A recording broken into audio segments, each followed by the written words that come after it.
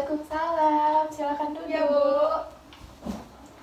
Ya, dengan Dina ya? Iya, Bu. Dina sendirian aja ke sini? Iya, Bu, sendirian. Sendirian. Oke, perkenalkan, nama saya Haliza Hairiyah Tagawol.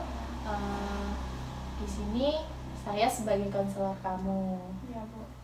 Kalau Ibu boleh tahu, Dina ini masih sekolah, kuliah atau bagaimana? Masih sekolah, Bu. Masih sekolah, kelas berapa? Kelas 12 sih, Bu. Kelas 12. Wah, berarti udah mau lulusan ya? Iya, Bu. Ada rencana melanjut apa nih? Pengennya sih kuliah, Bu, dan juga orang tua juga pengen saya kuliah. Oke, berarti ada rencana kuliah seperti itu ya, Dina? Iya, Bu. Oke. Nah, sesuai dengan janji kita kemarin kan kita sudah janjian. Dina kesini ingin konseling seperti Iya, itu? Bu. Iya. Oke. Apakah sebelumnya Dina ini udah pernah mengikuti konseling? Udah sih, Bu, tapi 1 tahun yang lalu gitu lah, Bu. Udah setahun yang lalu, berarti sudah lama sekali lah ya. Dina masih ingat nggak apa itu konseling? Masih, Bu. Masih. Perlu nggak Ibu jelasin lagi apa itu konseling? Perlu kayaknya sih, Bu, tapi secara singkat gitu, Bu. Oke, boleh. Nah, di sini kan kita kemarin udah janjian mau konseling hari ini di jam segini. Ibu jelaskan kembali, konseling ini adalah proses pemberian bantuan antara konselor kepada konselinya, yaitu Dina sendiri, yang nantinya untuk mencapai tujuan bersama. Nah, tujuannya itu apa? Tujuannya itu ya penyelesaian masalah yang dari si Dinanya ini sendiri, dari konseli sendiri. Jadi segala bentuk keputusan atau apapun itu dari pertimbangan Dina sendiri, dari Dinanya sendiri, seperti itu ya, Dina? Iya, Bu. Nah, kalau gitu apa mau langsung kita mulai atau bagaimana ini? Langsung saja, Bu. Langsung saja kita mulai. Nah, konseling kita hari ini waktunya menyesuaikan dengan masalah Dina. Iya, Bu. Jika cepat kita sampai ke keputusan yang Dina ambil, maka cepat pula. Seperti itu ya, Dina? Iya, Bu. Nah, kalau gitu Dina ingin langsung bercerita atau bagaimana? Langsung bercerita aja deh, Bu. Oke, kalau gitu, kalau Ibu boleh tahu, apa permasalahan yang tengah Dina rasakan ini saat ini? Baru-baru ini, Bu, saya ada kayak konflik sama sepupu saya gitu, Bu. Ada konflik dengan sepupu. Kalau Ibu boleh tahu mengenai apa gitu? Kami tuh udah beberapa minggu terakhir ini itu nggak teguran, Bu. Nggak teguran dengan sepupunya. Apa yang membuat Dina itu sampai nggak teguran dengan sepupu Dina? Jadi tuh masalahnya tuh, Bu, dia itu nuduh-nuduh kami gitu, Bu, mengadu-ngadu ke orang tuanya gitu. Nuduh Dina seperti itu, mengadu ke orang tuanya sepupu Dina? Iya, iya. Katanya kami itu ngata-ngatain dia, bilangin dia ke orang tuanya, Bu, gitu. Kalau gitu, seperti apa yang dikatakan oleh sepupu Dina? Waktu itu dia ngechat kami kan, Bu, dia bilang kenapa bilang-bilang ke orang tuanya gitu, masalah-masalah dia itu, padahal kami nggak ada ngomong-ngomong ke orang tuanya, Bu. Seperti apa sepupu Dina ini ngomongnya gitu ke Dina? Dia bilang, kau tuh ngapa ngadu-ngadu ke orang tua aku, dia ngomong kayak gitu, Bu. Terus kami awalnya nggak nanggepin ya, Bu. Terus dia ngechat lagi, dia bilang jadi orang tuh jangan suka kaduan lah sama orang tua aku, kan masalah-masalah aku, dia ngomong kayak gitu, Bu. Seperti itu yang dikatakan oleh sepupu Dina. Nah, apakah benar yang dikatakan oleh sepupu Dina itu bahwasannya Dina sudah mengadu kepada orang tuanya sepupu Dina? Enggak, Bu. Saya sendiri merasa saya nggak pernah ngomong-ngomong ke orang tuanya tentang masalah dia atau apapun tentang dia, Bu. Lalu bagaimana tanggapan Dina ketika Dina merasa dituduh berbicara seperti itu oleh sepupu Dina? Ya, awalnya saya cuma bilang saya nggak tahu, saya juga nggak ada bilang-bilang. Terus dianya masih kayak ngata-ngatain saya gitu, Bu. Alah, kamu nggak usah bohong, gitu-gitu, Bu. Lalu tanggapan Dina bagaimana? Ya awalnya saya diamin aja, lalu dia juga terus-terusan kayak ngatain saya gitu. Sampai sekarang juga masih saya diamin kok, Bu. Berarti yang ibu dapat nih, Dina ini dituduh oleh sepupu Dina bahwasanya Dina mengadu kepada orang tuanya mengenai kesalahan dia, padahal Dina sendiri tidak merasa melakukan hal tersebut. Iya, Bu. Namun di sini Dina hanya diam. Iya. Apakah Dina ada respon lain selain diam kepada sepupu Dina? Enggak sih, Bu, karena memang saya ngerasa saya nggak ngelakuin, jadi untuk apa saya respon gitu, Bu. Jadi Dina lebih memilih diam lah. Apakah dengan Dina diam, sepupu Dina itu juga melupakan itu atau menyelesaikannya atau bagaimana? Ya gitu, Bu, walaupun saya diam tetap aja dia masih nggak nenggurin saya dan nggak ada kontekan sama saya juga, Bu. Berarti dengan diamnya Dina, sepupu Dina juga masih marah seperti itu dengan Dina.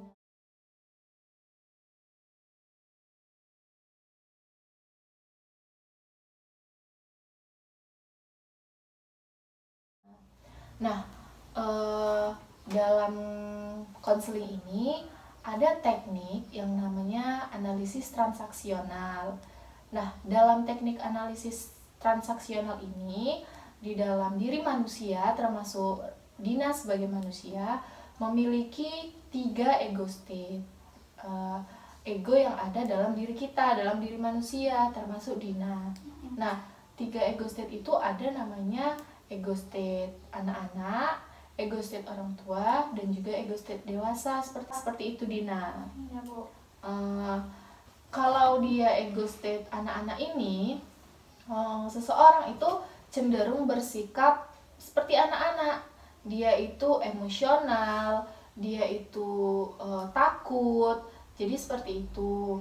Kalau seseorang yang memiliki ego state orang tua, maka orang itu cenderung ditakuti. Contohnya itu ya orang tua, seperti gitu kan. Orang yang memiliki ego state orang tua ini, dia tuh sering mengatur, sering melarang, sering memaksa atau menekan, seperti itu. Sedangkan ego state dewasa itu adalah seseorang yang memiliki ego di dalam dirinya itu ya seperti orang dewasa. Dia realistis, dia dapat mengambil keputusan dengan ya bersikap dewasa, seperti itu Dina.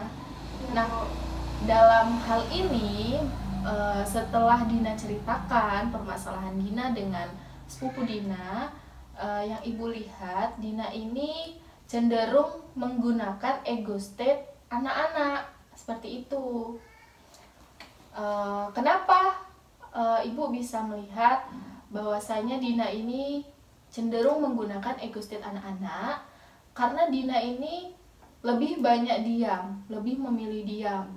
Ketika sepupu Dina menuduh Dina seperti ini, seperti itu, seperti yang dikatakan oleh Dina tadi, padahal Dina tidak merasa melakukan itu.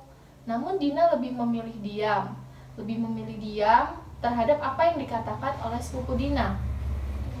Mungkin Dina pikir itu akan menyelesaikan masalah. Iya, Bu, dan saya pikir itu juga kalau diterusin juga bakal manjang, Bu. Jadi makanya saya diamin aja. Nah, di situ Dina berpikir bahwa dengan Dina diam maka masalah akan selesai, karena Dina tidak menanggapinya. Yang padahal sebenarnya dengan Dina diam maka sepupu Dina ini akan merasa bahwasanya Dina benar-benar melakukan itu, karena tidak ada penolakan, tidak ada kebenaran dari yang Dina ucapkan gitu. Tidak ada pembelaan dari diri Dina, tidak ada penyangkalan, karena Dina diam. Otomatis bisa saja sepupu Dina itu malah berasumsi bahwa oh memang Dina nih yang melakukan, seperti itu. Nah, yang diharapkan Dina itu memiliki ego state dewasa, lebih menonjolkan atau cenderung menggunakan ego state dewasa, seperti itu. Oh, begitu ya, Bu. Kenapa? Karena ketika Dina menggunakan ego state dewasa, Dina akan ngomong ke sepupu Dina, namun seperti orang dewasa. Dina mengungkapkan yang sebenarnya secara realistis, yang sebenarnya itu seperti apa gitu.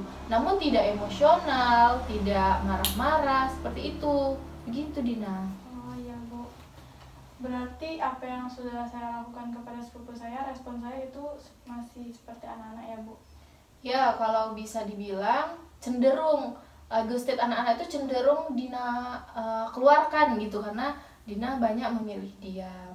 Nah, kalau gitu di sini Dina tuh diharapkan menggunakan ego state dewasa ini supaya apa? Supaya Dina lebih dapat mengatakan kebenarannya secara realistis kepada sepupu Dina tersebut. Oh iya Bu. Berarti kedepannya saya bilang yang sebenarnya sama sepupu saya ya Bu. Walaupun kalau misalkan tanggapan sepupu saya itu masih tidak terima, itu bagaimana Bu? Nah, kalau gitu tadi Dina sudah mempunyai keinginan bahwasanya Dina ingin bersikap dewasa seperti itu untuk mengatakan kepada sepupu Dina. Namun Dina takut kalau sepupu Dina marah bagaimana gitu kan. Nah, kalau di sini coba seandainya saya ini adalah sepupu Dina, apa sih yang ingin Dina katakan sebagai Dina itu ngomong sebagai orang dewasa tuh bagaimana? Saya cuma bilang aku tuh nggak ada ngomong sama orang tua kamu, dan kalaupun kamu tahu kabar itu yang bilang aku, tapi kan aku nggak ada ngomong sama orang tua kamu. Nah, kalaupun masih kamu ngira aku yang ngomong, sepertinya itu kamu salah, dan seharusnya kamu tuh nanya dulu sama aku, jangan langsung marah-marah, jangan langsung bilang aku yang kaduan ke orang tua kamu, padahal kan aku nggak ada ngomong-ngomong gitu. Nah, di sini juga aku mengatakan ini karena memang aku nggak ngelakuin apa-apa dan aku nggak ngomong apa-apa sama orang tua kamu gitu Bu. Lalu kalau misalnya tanggapan sepupu Dina itu, tapi kan orang tua saya yang mengatakan bahwa kamulah yang mengadu, lalu Dina jawab apa tuh?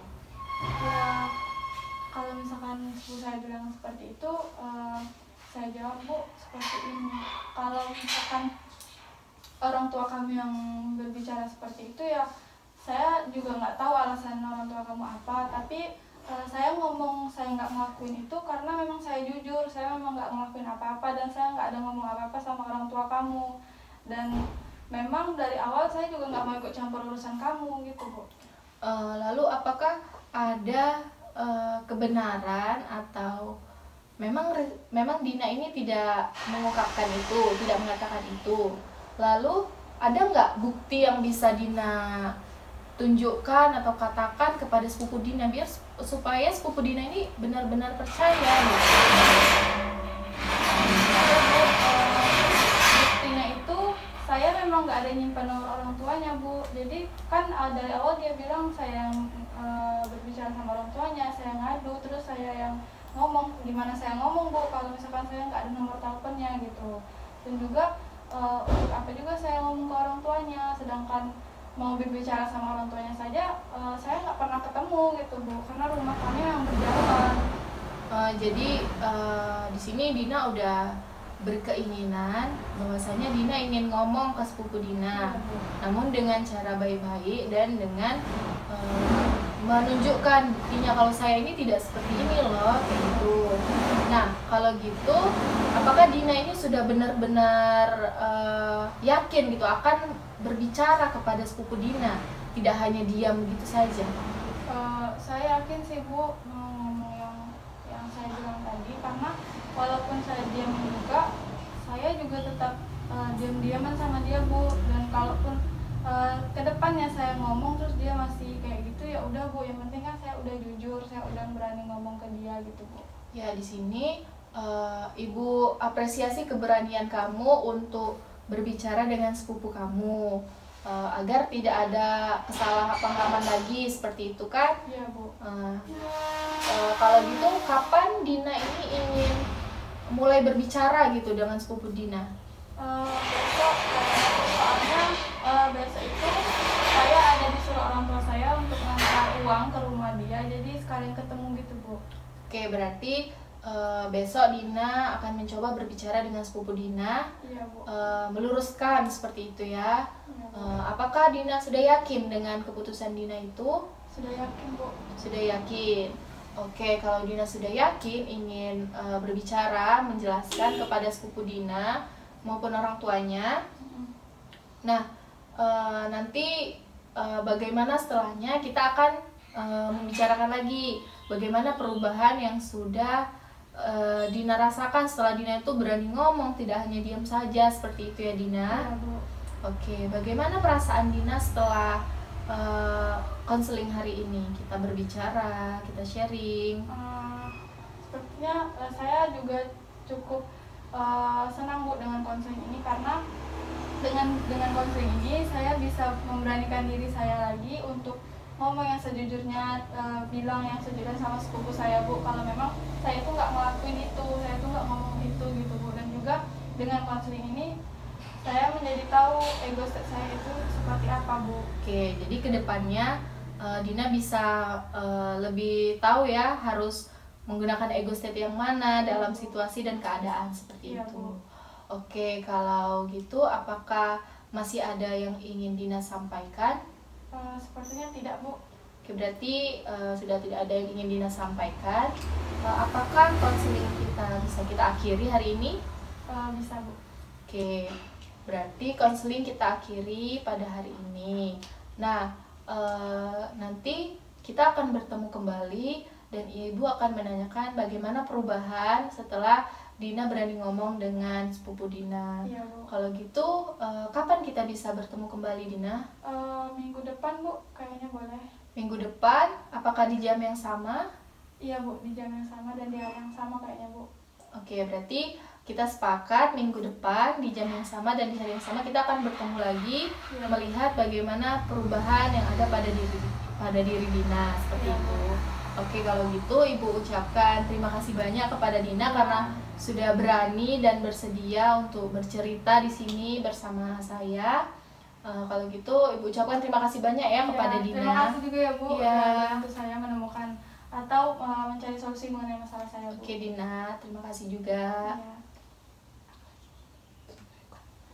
Saya permisi pulang ya Bu. Iya, hati-hati ya Dina.